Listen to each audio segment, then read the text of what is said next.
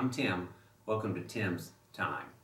Well, we're heading into another week, and I'd like to begin our time together by reading something to you. I could give you these numbers and tell you these as if they were mine, but Mark Batterson in his book, Draw, says it so much better. So let me just read to you from it. He writes, "It may feel like you are sitting still right now, but you are not.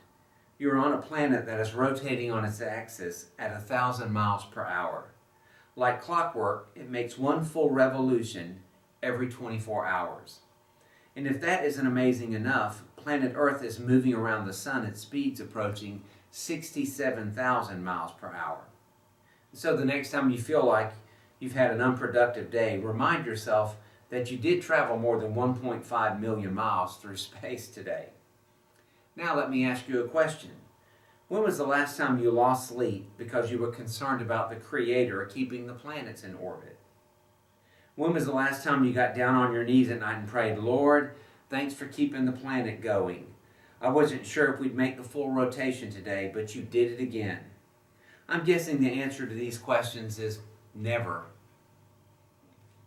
We don't doubt God's ability to keep the planets in orbit, but we have a difficult time believing He can keep our lives in orbit. You tell me which is more difficult, he writes, keeping the planets in orbit or determining our steps. The truth is that we already trust God for the big things.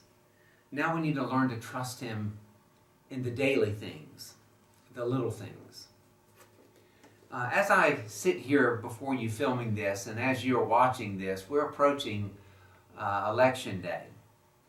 And there are a plethora of opinions about what to do or what not to do when it comes to time to elect our next president. And there are the Chicken Littles of the world who are yelling at us that the sky is falling and we better do something now or the world is going to end maybe perhaps before I get out of the voting booth. And I guess it could. And then there are those who are of the opinion that I don't really like either candidate. In fact, I don't like any candidate of any election, so I don't think it's my responsibility to vote, and I'm just not going to vote. The lesser of two evils is still evil, and and on and on and on, and some of that is also true. The truth of the matter is, we have a responsibility as citizens of this wonderful nation that we were born into to participate in the process. Soldiers, it is not just cliche, it is true. Soldiers and individuals have died so that we might have the freedom to go and cast a vote and participate in the political process. And I believe our Heavenly Father wants us to. Secondly, we have an obligation to God to pray and to seek the welfare of the city, it says, or the welfare of our nation. And even if our candidate does not win, we have a responsibility to stand and to fight and to vote and to contest the direction that the country goes in, because we're going to answer to the Lord for it one day. Then third, and then I'm done, and it'll be time for 432 to roll in, and we can pray on and serve on and love on and vote on.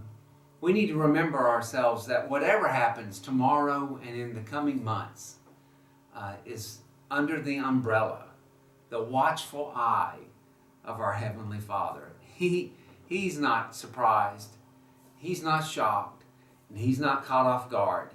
He's still going to send the planet whisking through space. We're still, if He gives us this entire day, going to travel about 1.5 million miles in space.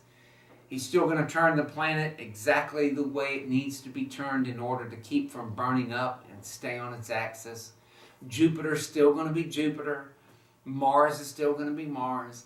Alpha Centauri is still going to be out there, even if the Robinsons are still looking for it. Those of you who are classic TV watchers, you know who I'm talking about. Basic point is, He's sovereign, and He's in control, and we can never go wrong. We can never go wrong when we seek His will and attempt to obey His will and attempt to do what's right and trust Him. And so that's my encouragement to you. It's voting time, and Tim Coker selfishly will be glad when it's over because I'm tired of seeing all those negative ads. But whatever happens, I hope you get out there and I hope you vote. And more than that, I hope you serve the Lord and that you keep praying. Have a great week. God bless.